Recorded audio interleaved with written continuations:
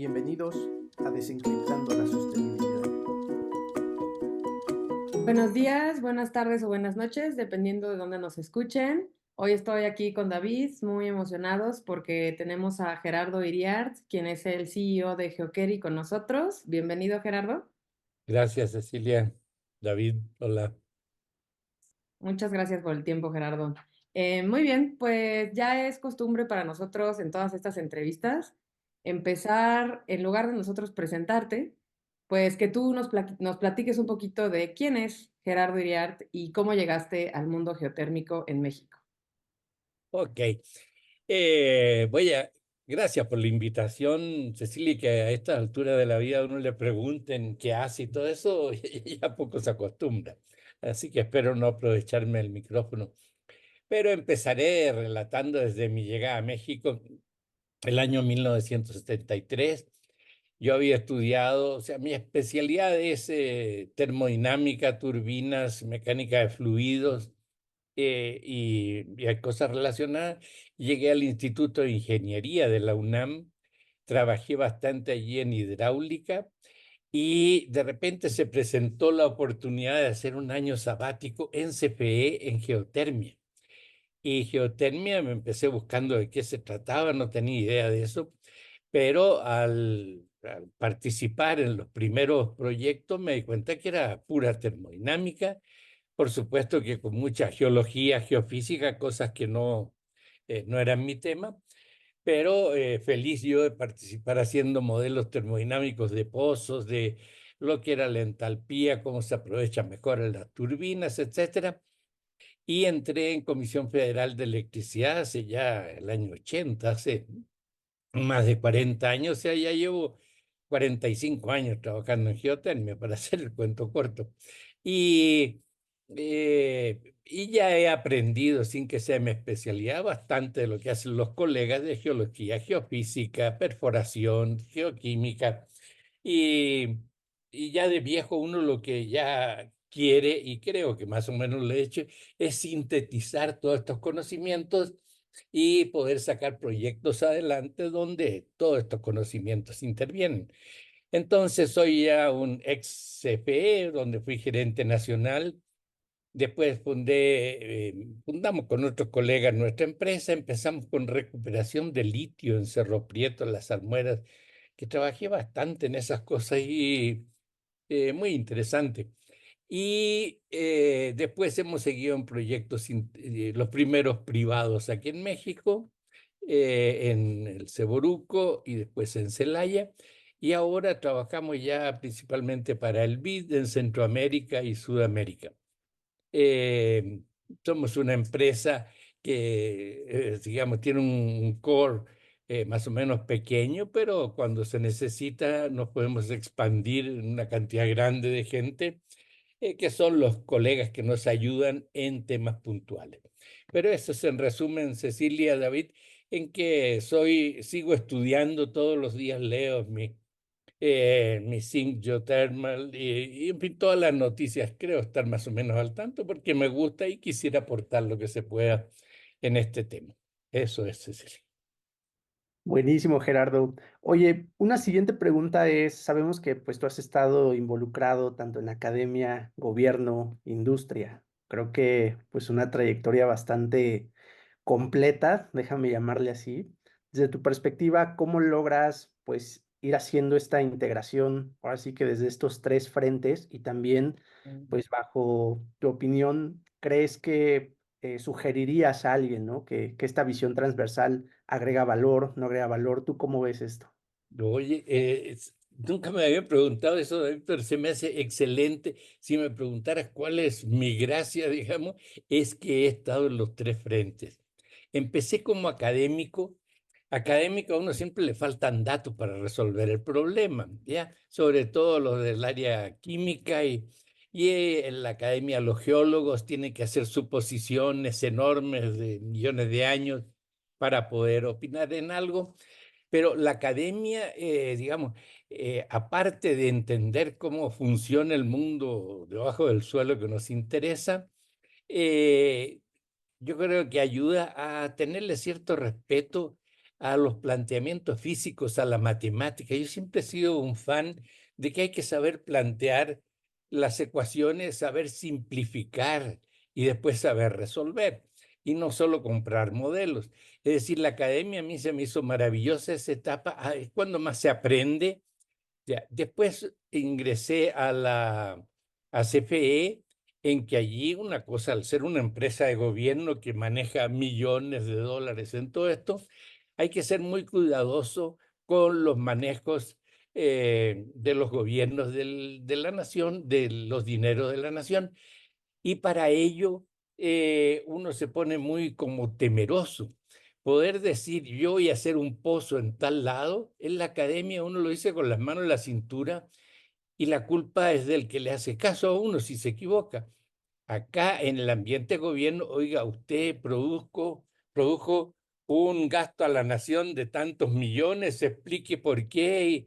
Es decir, es muy temeroso uno de aplicar la normatividad y tener presupuesto para hacerlo.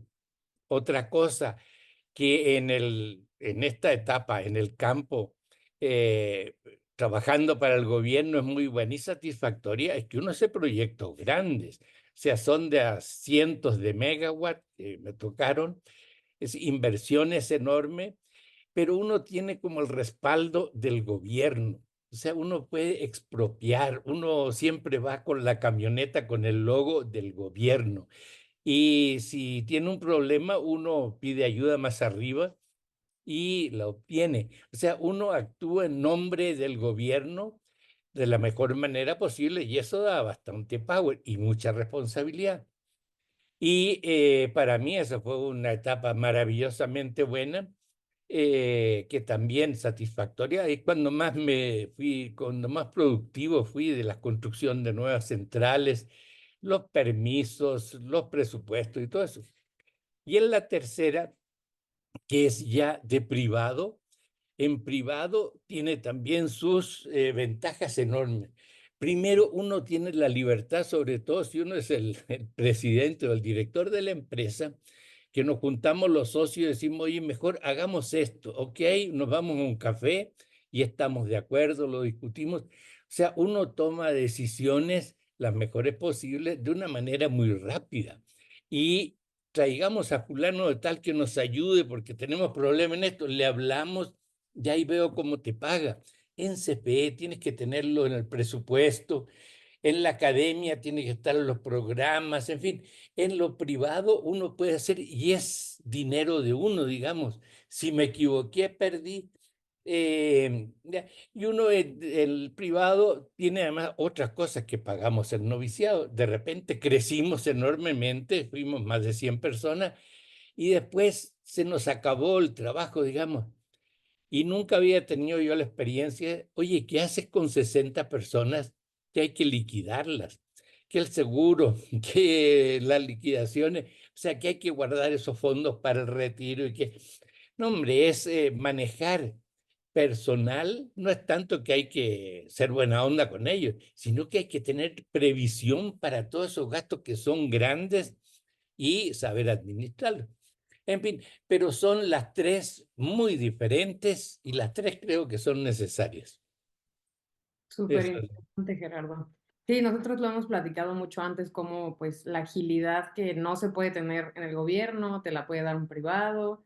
Y lo que dices, ¿no? De que en academia, pues claro, muy fácilmente en un paper podemos decir aquí y acá estaría excelente, pero ¿no? ¿Quién va a poner ese dinero y se va a arriesgar? Muy interesante. Y bueno, pensando que de igual manera cualquiera de estos que llevar a cabo un proyecto, desde Geokeri, pues es una empresa que desarrolla proyectos, como ustedes dicen, de la A a la Z, ¿no? Y para nuestros oyentes que tal vez no saben muy bien lo que eso significa, podrías contarles un poco de estas aristas, ¿no? Que se tienen que atender dentro de un proyecto geotérmico, bueno, en muchos casos en un proyecto de energías, ¿no? Pero en este caso geotérmico. Ya. Ok. Mira, el que en el mundo real, el dueño del proyecto, hablando del mundo privado, bueno, el dueño es una persona que quiere invertir en eso. Bueno, y en el mundo del Estado hay un gobierno que pone en sus programas, voy a desarrollar esto, pero me voy a referir más al privado. en que un grupo de inversionistas o el que los representa o el dueño del dinero te dice, oye, yo quiero hacer un desarrollo geotérmico, dime dónde y más o menos cuánto me cuesta. Y lo primero que uno le dice, mira, la mejor zona es esta, aunque habría que ver. O sea, ¿existen posibilidades de que yo meta mi dinero ahí y que falle? Sí. Y entonces llaman a otro consultor y el otro consultor dice, mire, es mejor correrse un poco más para acá y me aseguras que ahí hay. No, esa incertidumbre que los que tienen el dinero normalmente sus riesgos están en el mercado. Si fabrica zapatos, que se los compren, digamos. Pero en esto, y si hago esos pozos que cuestan millones y no encuentro vapor, y a uno le dicen, oye, el solar me dijo que me garantizaba esto, o el eólico, vos, porque eso sí saben, dan todo el recurso. Nosotros siempre vamos a tener esa incertidumbre de si encontramos lo que buscamos. Y entonces, GeoKeri, fuimos creciendo antes con otro nombre en el desarrollo de proyectos privados. Y ahí se da cuenta uno también de que hay cosas que se hacen de acuerdo al librito y uno pide, háganme todos estos estudios y contrata a una empresa que los haga. Y en paralelo está este otro método, o que el que uno usa más como privado, es que si ya hice estos 5 puntos de todo el estudio y me di cuenta de que hay que irse más a la izquierda o a la derecha, o hay que parar o profundizar, uno va proponiendo esos cambios.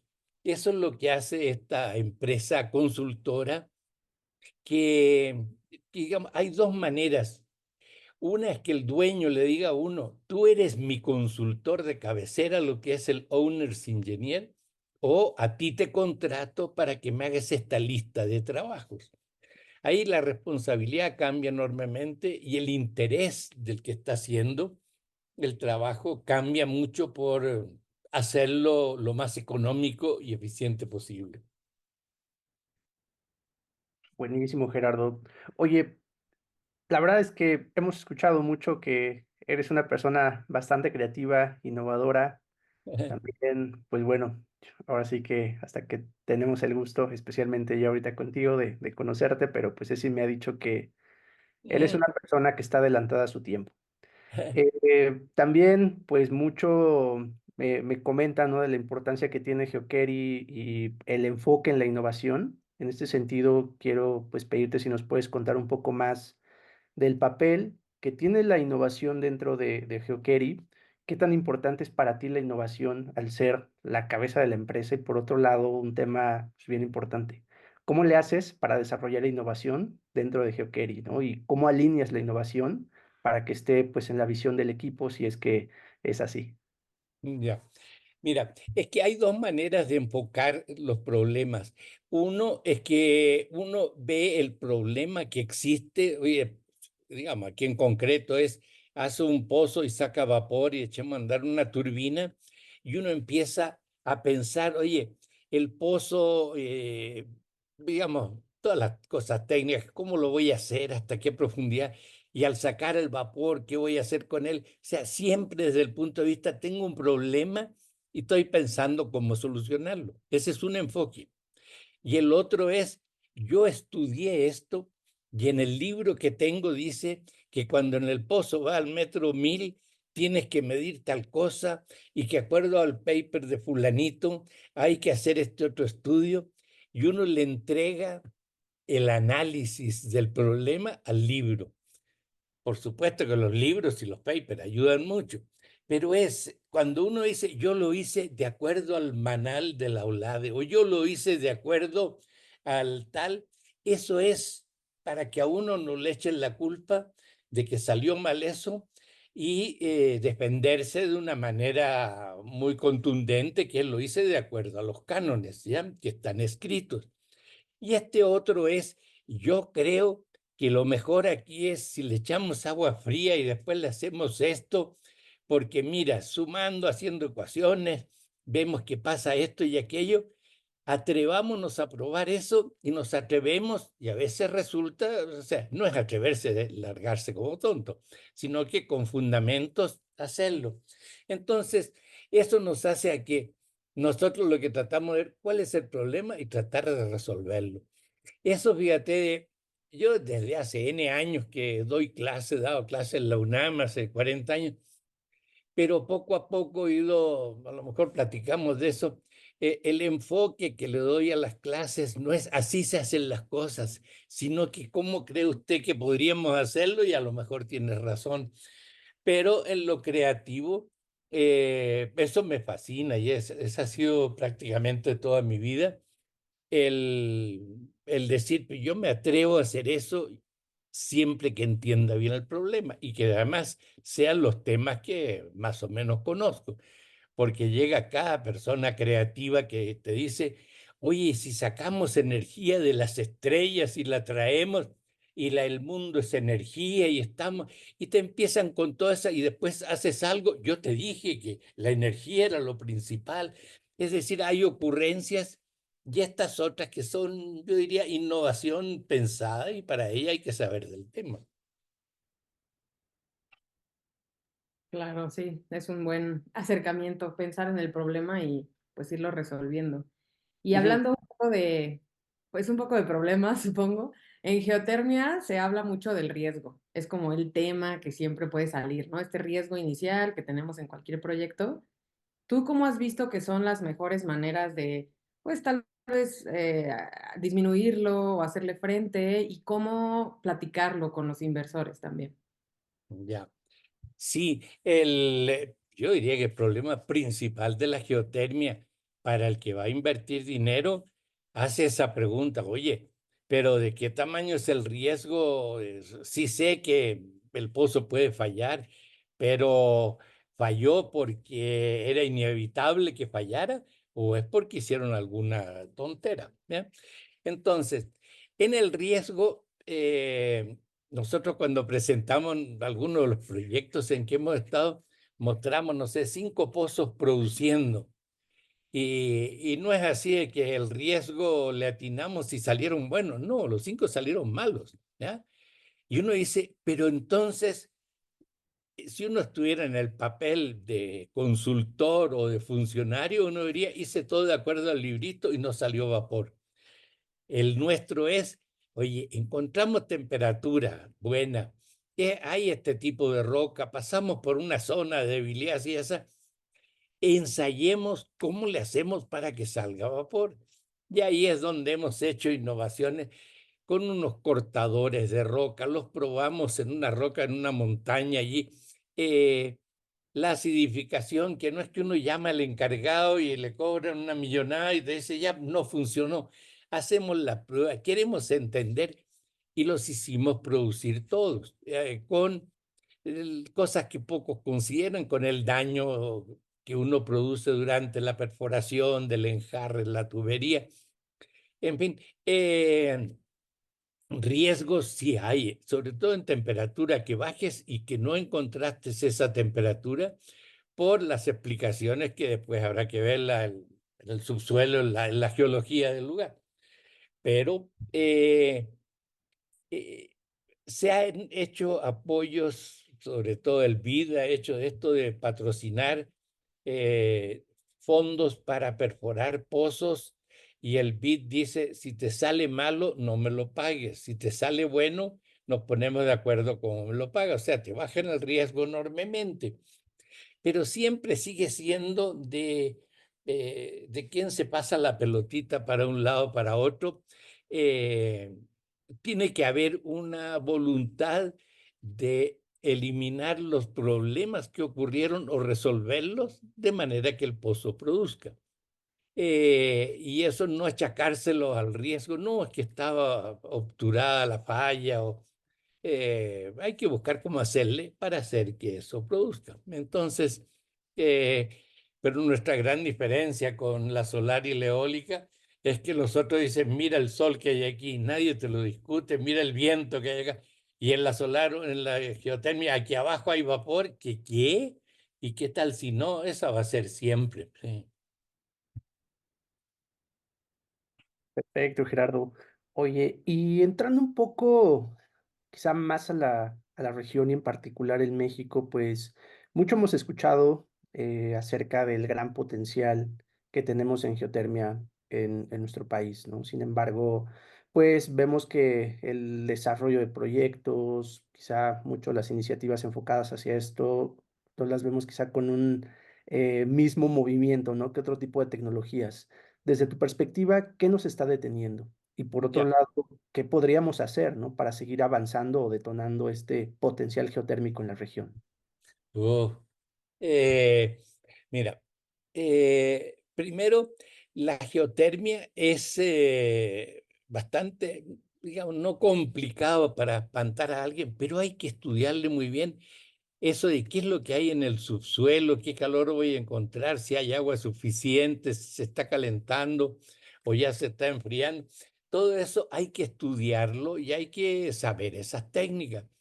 Y en este momento se deja mucho que los que estudian, y lo hacen muy bien, son las universidades, ya, y estudian todo eso, pero el que va a tomar la decisión de hagamos un campo geotérmico aquí y que va a dar la cara dentro, en este momento dentro de CFE, ese dice, yo confiarme totalmente en lo que me están diciendo esto para ir ahí arriba y pedir una millonada y decir que en tantos años más van a tener energía eléctrica, la gente se asusta de eso. O sea, el camino de la geotermia es de ir convenciendo gente con argumentos. Bueno, eh, y y sigo insistiendo en el de la solar y eólica, cuando estás en un puesto de mando, todos los días te llegan ofertas de ellos, mira, te hago y no me pagues al principio y te oferto tal cosa para que desarrolles la eólica o la solar.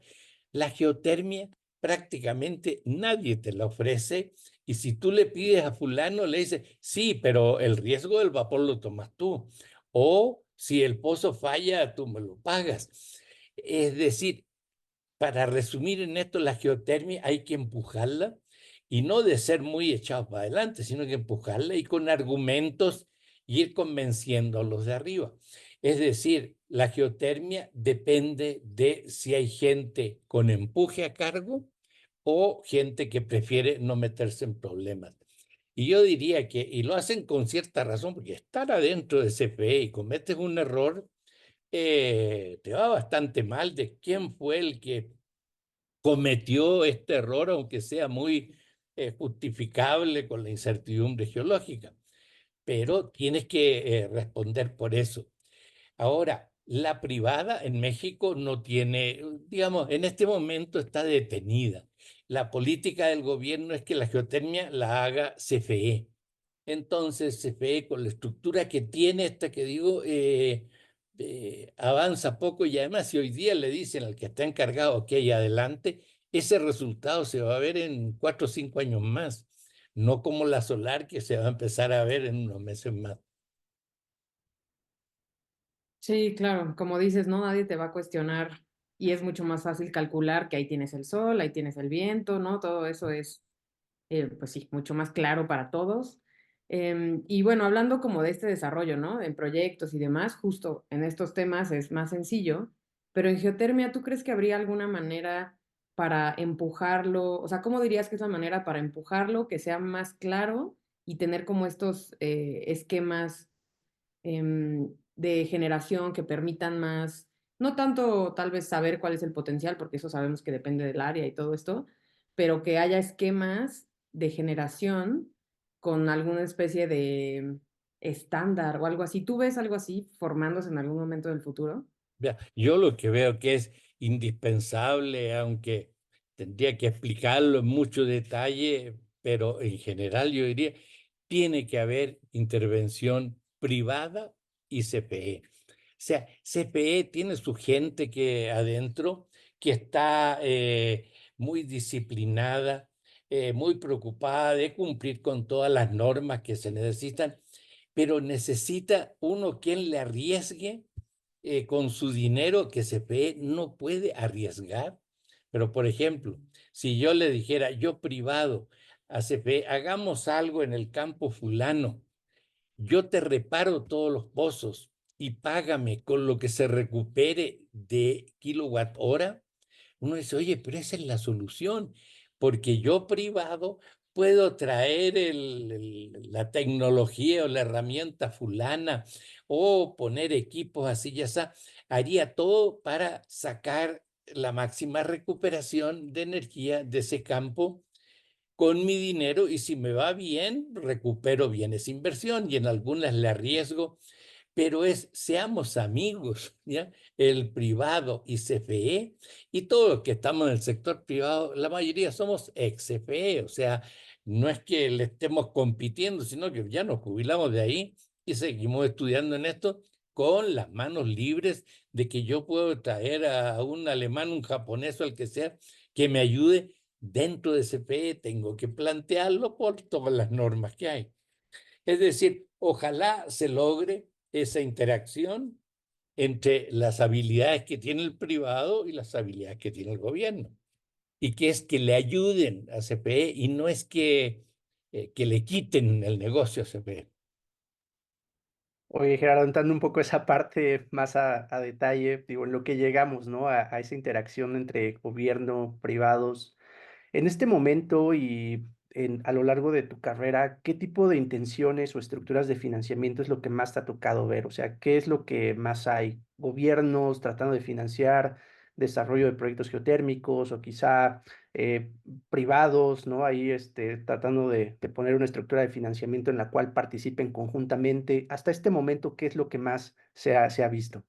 Ya, mira, cuando yo fui gerente hace N años, construimos Cerro Prieto 4, 100 megawatts, en un campo, digamos, bastante conocido, de poco riesgo, pero poca gente sabe de que hicimos la licitación internacional, se presentaron 5, salió baratísima, y al ganador no le compramos la planta, sino que fue instálala y réntamela. O sea, nosotros arrendamos durante 25 años esa planta al que ganó, a un japonés, y le pagamos renta mensual. Y eso es una manera, no es deuda, no corres riesgos. El que instaló la planta dice, a mí me paguen, haya o no haya vapor, porque la operaba CFE. Entonces, ese esquema de instalar y rentar funcionó, y funcionó bien. Había detalles allí de que, ponte tú, si la planta se incendia, por alguna razón, de acuerdo a ciertos códigos, tú no puedes seguir pagando renta por algo que no te sirve. El gobierno no puede. Entonces eso se arregló con unos seguros. Después están los otros esquemas en que uno dice, te compro la planta y yo CFE me consigo el dinero y yo hago los pozos con mis recursos propios. Pero si no encontraste vapor, ahí te muerdes la cola de que, oye, ya estoy pagando por la planta y no tengo suficiente vapor. Y se presenta esa eh, alegata que hay en todo el mundo, ¿eh? Si uno en la planta le va a echar la culpa que el vapor que te entregan no es de tal calidad o que trae tales impurezas, ¿ya? Esa, en México se ha hecho un poco con las que ha habido en Humeros y en otros lados.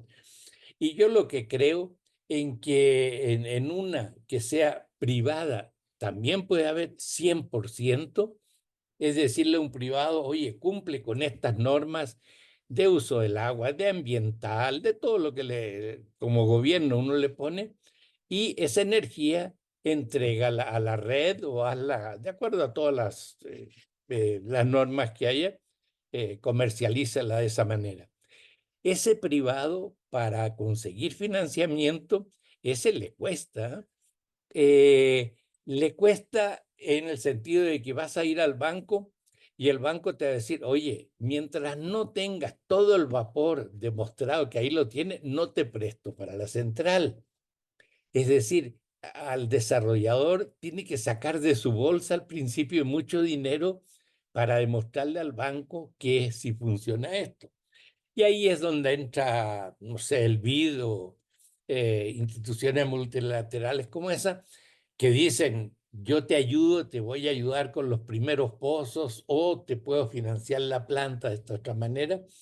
Eh, pero yo diría que sí encarecen las cosas, son créditos caros por el riesgo geológico.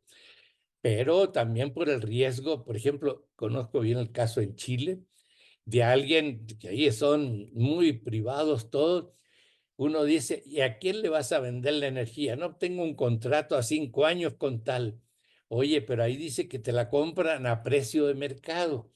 Pero aquí está esta noticia de que van a instalar allí una planta hidroeléctrica enorme y que el precio se va a ir abajo en ese nodo. En fin, están esos riesgos financieros que hay un montón de gente que se especializa en eso, en meterte miedo y cobrarte. Perfecto. Oye, Gerardo, una duda que creo que ha salido mucho, especialmente en temas de dimensionamiento probablemente. Cuando hablas de temas de generación distribuida, pues digo, hay veces que en otro tipo de tecnologías ya tienes quizá una idea, ¿no? De cuál es el espacio físico que va a ocupar, más o menos cuánto te va a costar, y especialmente en términos de ley mexicana, ¿no? Generación distribuida es menor a 0.5 megas, instalados, entonces ya también tienes una idea de eso. En temas de energía geotérmica, tenemos un poco ese dimensionamiento, sabemos cuánto cuesta y si es posible aquí en México. Y digo, y específicamente, ¿no? Porque en otras regiones la generación distribuida, si no me equivoco, hay algunos lugares hasta, creo que es hasta 5 megas, ¿no? Entonces eso le da más capacidad. Aquí pues sí tenemos una definición de ley quizá un poco limitada, pero ¿cómo ves eso? Ya. Eh, Fíjate, qué bueno que puntualizas qué es generación distribuida, porque la gente piensa que distribuida es hace plantas así medianas y distribúyelas por todo el país. No, si nos ceñimos a la definición, tiene que ser menos de 0.5 megawatts, pero otra cosa que poco se menciona, que tenga conexión a la red. Es decir, si yo me voy a una montaña y hay ahí un pobladito y hago una planta de 0.5 y no están conectadas a la red grande, eso no es distribuida, no cumple. Nosotros instalamos una en la sierra en Chihuahua, en Maguarichi, una de 300 kilowatts, a un poblado eh, totalmente aislado allá, y resulta que no es generación distribuida, es electrificación rural. Es otro el esquema, y allí el costo se maneja de otra manera, porque es un pueblito, no puede generar electricidad el pueblo y comercializarla entre ellos. Entonces, al final lo instaló CFE como electrificación rural. Hicimos la planta allí y tiene su historia. Se cambió la vida del pueblo porque a diferencia, a nosotros, digamos, lo que más nos convenía era que usaran los 300 kilowatts día y noche, mientras que cuando es cualquier otro tipo en que pagas por kilowatt hora, lo que te conviene es ahorrar y pagar menos. O si tienes una planta diésel en el pueblito, también todos, que el diésel salió carísimo este mes, ahorremos energía. Con la geotermia era, úsenla, mientras, y además para la planta le conviene 300 kilowatts constantes día y noche. Es decir, el esquema es tan diferente al que está uno acostumbrado de techos solares y cosas de esas. Ahora, nosotros estamos desarrollando plantitas, pero no para lo que se llama de manera ortodoxa generación distribuida, sino que para lugares aislados. ¿Ya? En México son todos del gobierno. En Sudamérica son casi todos privados, ¿ya? Es decir, alguien que tenga en su rancho un geyser puede generar esa electricidad y usarlo para mover sus máquinas o lo que sea. Entonces, alguna vez quisimos participar en la ley de la generación distribuida, ahí los que parten el que esos son los solares y que tienen el 99 y tanto por ciento de la generación. La geotermia yo creo que nunca va a llegar a eso. Vamos más por el lado de electrificación rural aislada o distribuida, pero de 10 megawatts. Distribuida no en el sentido ortodoxo de que es generación distribuida, sino que desparramada, por cambiarle el nombre, de que no usas la línea de transmisión, de que generas al lado de las fábricas, por ejemplo en Celaya. Eso sería maravilloso, instalar un montón de plantas de 10 megawatts y todas se consumen a 500 metros de la planta. Justo en eso me gustaría igual y profundizar un poquito más, Gerardo. O sea, esto, bueno, también a veces se confunde, ¿no? Como que los parques industriales puedan generar su propia electricidad, ¿no? Es otro tema, pues, similar, pero en el que estaría muy bien que nos pudieras platicar, pues, cómo ves esto, ¿no? Que se pueda generar electricidad ahí cerca, se use, y en el caso de la geotermia, pues muchos procesos utilizan calor, ¿no? Entonces, tal vez geográficamente algunos sitios ya estén ubicados en lugares convenientes para que parques industriales puedan hacer esta mezcla y no solo con geotermia, ¿no? Con otras energías renovables. ¿Cómo ves eso? Ya. Si dijera una barbaridad que en Sudamérica una vez les pregunté cómo lo hacían eso, la solución es no pidas permiso. ¿Ya? Si usas el calor para el secado de, no sé, de la cosecha o algo así, uno dice, pero si estás sacando de tu propio terreno, no estás consumiendo agua ni generando electricidad, sacas ese calor nada más. Y uno dice, bueno, pues tiene razón, ¿para qué se mete con declaraciones de impacto ambiental enormes y todo eso? Luego uno dice, ok, está bien el que tenía su granja allí y seca, digamos, el heno en invierno, pero aparece el otro nosotros tenemos una plantación de café y vamos a hacer secado de café. Bueno, también es parecido, pero quiero instalar 500 de estas y yo las patento y les instalo a todos los cosechadores de café y empieza a hacer, oye, estás haciendo negocio con esto que es un bien de la nación. Empieza uno a traspasar ciertas rayas. Lo mismo, si con esa generas electricidad, eh, digamos, si estás en un lugar aislado, yo no creo que, y para tu rancho pones lo que sea y prendes la tele o los focos, entiendo que no pides permiso. Bueno, menos de 500 kilowatts, la gracia es que no se pide permiso. ¿Ya? Eh, pero hay otra más, que si sacas esa y encuentras que está muy bueno el recurso y dices, mejor en vez de generar electricidad y entregarla a la red, que tengo que pasar por todo este sistema de permisos, y así lo pide la ley, ¿qué pasa si genero hidrógeno? Y el hidrógeno, ese sí me muevo de acuerdo a la ley, pero genero electricidad, hago hidrógeno en mi rancho y ese lo vendo. ¿Se puede o no? Yo creo que ese es un problema que va a venir en grande, ¿eh? Cuando empieza a tener mucho auge el hidrógeno verde, uno va a decir, oye, yo soy dueño de toda esta parte en el desierto y voy a poner 500 megawatts de energía solar para hacer hidrógeno. No tengo nada con la energía eléctrica.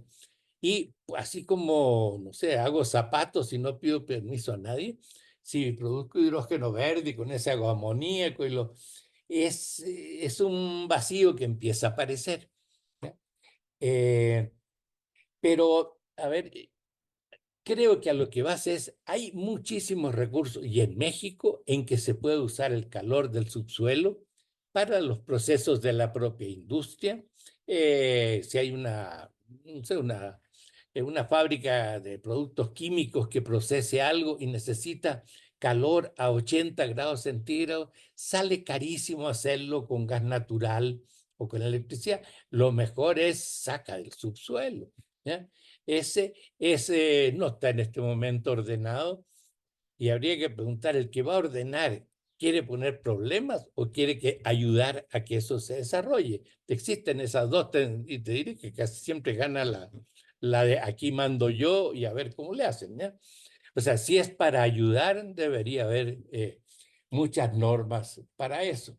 Pero yo creo que ya son aquí toda la franja neovolcánica, hay muchísimos desde las tabacaleras allá en Nayarit, los procesos en Guanajuato, el norte de Michoacán, en que ¿para qué usas calor de baja temperatura quemando gas si lo puedes hacer con calor del subsuelo y de manera constante? Uno dice consolar sí, pero solo en las horas del día. Eso cambia la cosa. Perfecto. Gerardo, durante tu vida profesional has desarrollado pues muchísimos proyectos, también en diferentes países de Latinoamérica. ¿Tú cómo ves el tema de similitudes, diferencias? ¿Crees que valga la pena en algún momento empezar a apostar por alguna quizá posible estandarización? Y ahorita creo que tocaste un punto, ¿no? El tema del hidrógeno, empezamos a ver que pues no es algo probablemente ya muy concreto, pero que sí empieza a apostar, ¿no? Por una estandarización regional en Latinoamérica. ¿Tú ves esto posible en temas de geotermia y bueno, tomando esto en consideración de diferencias y similitudes? Ya. Mira, en la geotermia está pasando un fenómeno que las grandes empresas petroleras que tienen todos los millones del mundo, llámense las perforadoras, Nabors, Aramco, Exxon, todas esas grandotas, y ya le dan instrucciones a sus departamentos de desarrollo, oye, guarda un poquito, no sé, unos 500 millones de dólares para ir viendo esto de la geotermia, porque vamos a hacer de ahora en adelante una empresa de energía. Y yo creo que eso va a cambiar.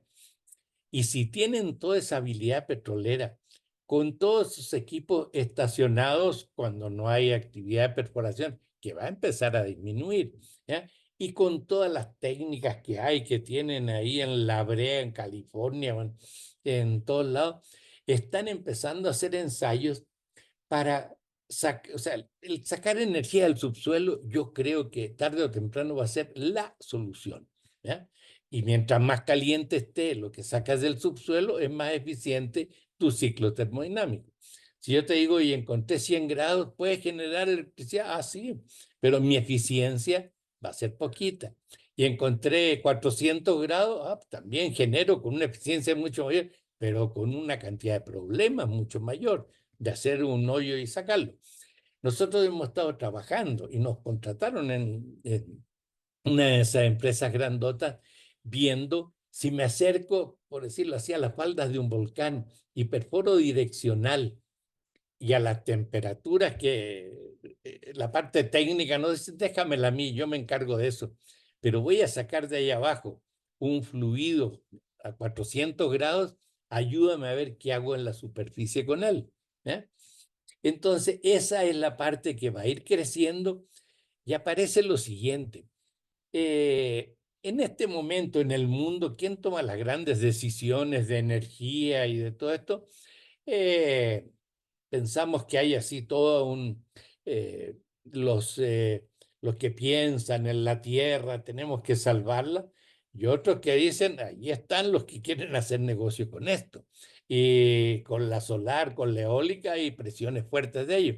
Yo creo que van a venir la presión fuerte del lobby de los petroleros, que se lleva de calle a todas las otras juntas, esos que van a decir, vamos a perforar en todo, no sé, donde haya raíces volcánicas en toda la cordillera de los Andes o muchas cadenas montañosas formadas por volcanes, vamos a sacar calor de ahí abajo y generar electricidad. Estos todavía no han resuelto el problema, pero el día que lo resuelvan, esa presión va a venir en grande y con razón decir, oye, ¿qué daño te hago? Te voy a traer este beneficio eh, con todas las normas ecológicas que me ponga y voy a generar electricidad constante, limpia, a un costo que en esa época iba a ser razonable. O sea, en este momento todavía no está lo que está pasando. El hidrógeno verde nos lleva a una delantera enorme. Que en geotermia somos muy pocos los países que tenemos geotermia. Ese es el problema. Ujú. Sí. Y bueno, y de esto que mencionas, ¿no? De cómo pues igual iba a venir mucho, y yo también espero justo del lobbying de los petroleros. Yo creo que también de ahí es de donde tiene que salir mucha de la fuerza para avanzar en geotermia. Me hizo pensar en cómo pues el camino de especializarte en algo de geotermia es muy variado, ¿no? Y se necesita de todo tipo de profesionistas para llevar a cabo un proyecto. Entonces, pues me gustaría saber a ti qué acercamiento te gusta a ti dar en tus clases. O sea, cuando tú das clases de geotermia, ¿qué acercamiento, qué perspectiva te gusta darles? Ya. Es que las clases que doy es, digamos, a ingenieros, especialistas en muchas cosas, pero que a lo mejor primera vez que escuchan hablar de la geotermia. Entonces, digamos, primero muestro de que de eólica hay 1 millón de megawatts instalados, de solar 1,5 millones, y de geotermia 15.000. ¿Ya? Y explico, oye, la geotermia no avanza a los ritmos de la solar, que se ha abaratado muchísimo, porque el mercado es muy chiquito. O sea, si se abaratara, se venderían más turbinas, pero en esta docena de países que somos los geotérmicos, somos muy pocos que tenemos geotermia. Ya cuando haya el IGS y esas que perfores en la plaza de cualquier pueblito y saques calor, pero a 6.000 metros, de esa, ahí va a cambiar la vida cuando hagas pozos baratos y con técnicas nucleares y todo eso. Pero lo que le transmito es, muestro una central geotérmica, oye, qué padre, ¿y por qué no hacemos más de estas acá? Y me dice, mira, para hacer, ¿qué se necesita? Y le digo, vamos a ir aquí a la cordillera, les muestro ahí virtualmente, ¿hay geotermia aquí o no? Y parto de la base de qué es lo que necesito que haya para que haya geotermia. No que hay que hacer estudios de esto, de aquello, sino que se necesita, primero, tener calor. Si no hay calor, ¿para qué seguimos hablando? Segundo, que ahí haya permeabilidad, ahí abajo, para cuando haga yo un pozo, en vez de salirme 1 kilo por hora, me salgan 10 toneladas, ¿ya? Que haya, y que dure lo suficiente, que no vaya a ser cosa que, tener una idea si estamos hablando de algo muy pequeño o una cosa extensa. Y entonces uno dice, ¿y cómo le hago con eso? Y yo tengo mi técnica de explicarlo muy rápido así, de si quieren saber si hay temperatura, hagamos una exploración geoquímica de todos los manantiales que encontremos. Y con la geoquímica uno ve las sales disueltas que hay allí y dice, aplicando tales geotermómetros, uno dice, abajo más o menos hay tanto. Y eso ya nos da un mapa de si estamos en una zona donde hay geotermia o no. Después puede cambiar. Y después, ¿cómo sé si hay permeabilidad ahí abajo? Ya explico de que la conductividad del subsuelo se puede medir así, ya está. Y ahí entran los geofísicos y hacen que hay que tener cuidado. Te entregan unos modelos girando con colores y flechitas. No se vayan con la pinta, pero sí son muy necesarios. ¿Ya? Y después tiene que estar el médico general de eso, que es el geólogo, que dice, de todo esto, qué bueno, es como el laboratorista me entregó los resultados de sangre, el otro me entregó esto. Vamos armando el paquete y yo veo que aquí afloran esas rocas tan bonitas ahí, oye, esos son carbonatos, y si hay carbonato, eso no sube la temperatura de tanto, y aquí ese montón negrito, oye, eso es sinter, que ese sílice, y si yo sílice, eso sí me gusta, empieza a armarse todo esto y que empiezan en conjunto hasta que se hacen los pozos y se genera.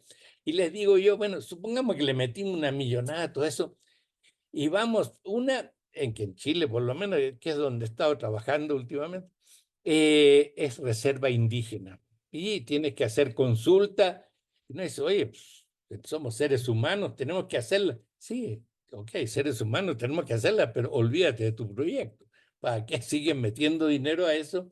Hazla mejor en un lugar en que sea menos conveniente, pero en que no interfieras con otros intereses, ¿ya? Y empieza a aparecer. Y el otro es que es muy cara la geotermia. Digo, cara con respecto a qué. Y ahí es cuando le ponemos que si comparamos la geotermia con la solar, hay maneras de compararse y otras que no. Pero, y fíjate que si ahora me preguntaras de eso mismo, y en México, ¿cómo ven los campos geotérmicos? Yo diría, Cerro Prieto está produciendo poco, el otro tiene estos problemas. Todo lo que echamos a andar, de echar a andar esas plantas, nos basamos en la geofísica, la geología y todo eso. Y pregúntale a los de la planta, ¿cuáles son sus problemas? No tienen nada que ver con la geología, tienen que ver con la química del vapor, la química de los gases, la incrustación. O sea, es la química de cómo se manejan los fluidos en superficies, que cuando se mezcla algo del sulfídrico con aire, deposita unos sulfatos en la torre de enfriamiento y le dan a una serie de explicaciones. Oye, pero todos hablan de cómo se echa a andar la geotermia, pero nadie se dedica o pocos se dedican es cómo se selecciona una planta geotérmica, cómo funciona la central y los problemas de operación y mantenimiento que tiene durante 30 años. Y esos son los que hacen que haya que cambiar el rotor, que la planta haya que venderla porque nos pasó en Humeros. Trae unos ácidos, algunos pozos que eh, esa parte se explica poco. Y el cómo seleccionas la planta. Cuando va en verano a Cerro Prieto y dice, no, es que está generando muy poco. Es que con este calor la torre de enfriamiento funciona mal. Oye, ¿y si lo hubieras hecho más grande la torre de enfriamiento? Sí, pero era más cara. Y entonces ver, diseñas para las condiciones medias o para las peores, y en invierno te van a decir, mira la tremenda torresota, tenemos la mitad de las celdas paradas porque alguien le puso mucha celda. En fin, esa parte de la central, qué poca gente se mete en eso en el ámbito geotécnico. Perfecto, Gerardo. Oye, pues mira, vamos a pasar a una siguiente sección de nuestro podcast después de estas preguntas. En esta segunda sección, lo que hacemos es que el entrevistado o entrevistada anterior dejó una pregunta para el siguiente entrevistado, en este caso para ti, sin saber qué ibas a hacer tú. Te vamos a leer la pregunta y después te vamos a pedir que tú también nos dejes una pregunta para el siguiente entrevistado o entrevistada, ¿no? Sin saber quién va a ser. Y bueno, Gerardo, pues mira, la pregunta que te dejaron, la voy a leer, es ¿de qué forma aportarías para que en México pudiéramos tener oportunidades de desarrollo de tecnología en energías limpias? ¿Y qué consideras que hace falta de los otros actores de la cadena de valor para que esto se pudiera llevar a cabo y ser líderes en desarrollo e implementación de tecnologías? Ya, no, pues gracias por la pregunta, muy buena, pero te contesto de manera poco académica y elegante. Yo digo, oye, ¿cuánto es el apoyo que hay en este momento para desarrollo de tecnologías? Con todos los cambios que ha habido, uno dice, bueno, se está haciendo esto, pero para los privados no. Ellos que pongan su desarrollo, no es, ah, ya está bien que el gobierno no gaste en desarrollos técnicos y científicos, lo que sea, de privados, porque eso los quieren para hacer negocio. El gobierno no está bien, le cerraste la puerta. ¿Y qué estás haciendo de investigación en el Estado? Si el Estado no es de desarrollo de tecnología y ciencia, es de operación de la planta y a ver, anda a hacer algún experimento dentro de estos desarrollos del Estado. Oye, yo estoy para generar y cumplir con el despacho de energía. O sea, están cerradas las puertas para eso. Hubo unos impulsos con varias instituciones para estos desarrollos en zonas industriales como Querétaro, León y Baja California, en que se apoya, primero, formando gente y segundo, que sigan haciendo innovaciones y que esos laboratorios que cobren, para que no los sustente tanto el Estado, pero que cobren para apoyar a la industria privada. Yo lo que creo que los grandes desarrollos y todo eso van a salir de la industria privada. A lo mejor en el gobierno van a aparecer técnicas mejores de operación, de, de protección, de estrategias para proteger la línea de transmisión, pero de desarrollo tecnológico hay que apoyar la iniciativa de los privados. Y no es de que denle dinero, pero denle facilidades para que pongan también de su lana, pero que no le cierren la puerta. ¿Dónde voy a ir a probar yo mi plantita geotérmica que estoy desarrollando? Tengo que irme al extranjero, acá no. No. Esa sería. Perfecto. Oye, ¿y qué pregunta te gustaría dejar para el siguiente entrevistado o entrevistada? Eh, ¿Y desde el área geotérmica o No, la verdad es que creo que puede ser muy, muy general, porque digo, todos son siempre perfiles, o sea, sí todos relacionados con los temas, pero de diferentes áreas de especialización.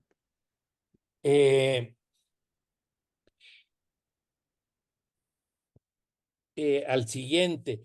¿Crees tú que en el futuro cercano eh, una de las fuentes importantes de generación de energía eléctrica vaya a ser la geotermia, pero sacada directamente del subsuelo o a muy alta profundidad o a muy altas temperaturas en los países que están en las faldas de las cordilleras, como toda Latinoamérica, o muchos asiáticos. Eh, ok, hasta ahí llego, pero se me hace un poco aburridona la pregunta. A lo mejor te hago otra. Puedes proponernos otra al rato igual.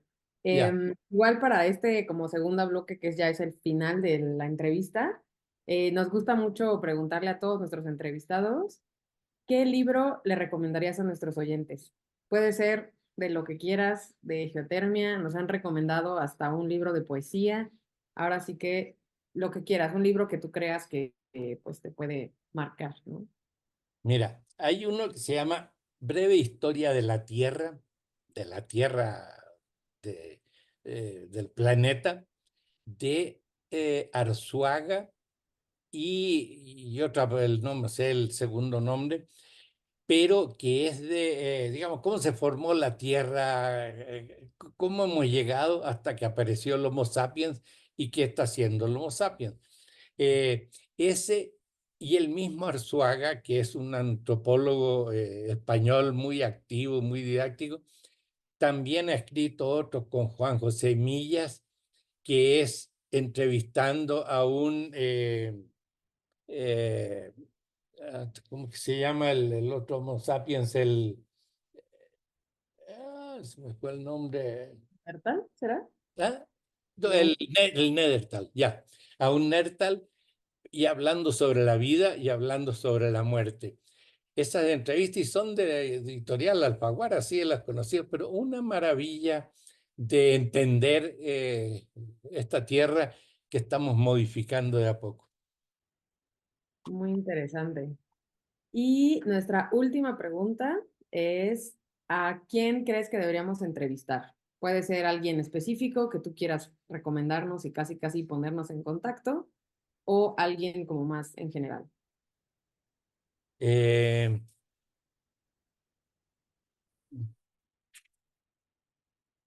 Entrevista al doctor Lucas Ferrari y pregúntale sobre la geología de México y cuánto se sabe de ella y de la vulcanología.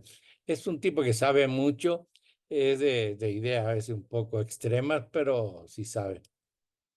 Perfecto, muy bien. Ya de hecho, ya lo teníamos en la mira, así que ya nada más lo Eh, confirmamos. Muchas gracias, Gerardo. No sé si se te haya ocurrido otra pregunta o nos quedamos con esa, como tú nos Ya, digas. se me saturó el disco duro. Eh, ya, oye, pero lo que agregaría, yo hace más o menos 30 años, cuando Magali, que después fue gerenta, recién ingresó a trabajar conmigo, hicimos los primeros ensayos de redes neuronales para ver todos los pozos de los sumeros, para sacar información y aprender de ellos. O sea, hicimos un poco la primera inteligencia artificial para cuando uno está perforando y te dicen, oye, aumentó esto, bajó esto, sigo, paro, ¿qué hago? Y ahora resulta que es un trabajo como pionero dentro de las innovaciones que hacíamos y desarrollamos nuestro programita y después compramos uno de redes neuronales. Pensé a otra persona a entrevistar, es a Magali Flores Sarmenta, también muy entusiasta. Sí. Eh, ya. Pero que la inteligencia artificial en la geotermia va a jugar un papel muy importante.